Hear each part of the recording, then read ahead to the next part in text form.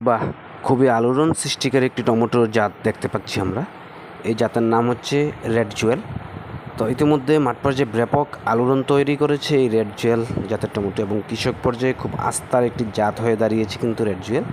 Red Jewel কৃষকদের নিকট বিশ্বস্ততার জাত হওয়ার অন্যতম কারণ হচ্ছে টমেটোর রোগ প্রতিরোধ ক্ষমতা বেশি এবং early blight, late blight totally হয় না এই জাতের মধ্যে এবং টমেটোটি ডিম্বাকৃতির এবং প্রতিটি থোকায় কিন্তু ৬-৭টা করে টমেটো থাকে এবং পাকার পরে কিন্তু টমেটো খুব শক্ত থাকে, পরিবহনের সমস্যা হয় না এবং টমেটোর কালার খুবই চমৎকার।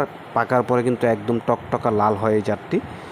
তো যারা টমেটো চাষাবাদের কথা চিন্তা ভাবনা করতেছেন, এই জাতটি ৫৫ থেকে ৬০ দিনে কিন্তু টমেটো উঠাতে পারবেন এবং early blight, late blight totally আক্রমণ হয় না এই জাতের মধ্যে এবং উইল্টের কারণে যে সমস্যাটা হয় গাছ ঝিমিয়ে মারা যায়, টোটালি কিন্তু এই সমস্যা এই জাতের মধ্যে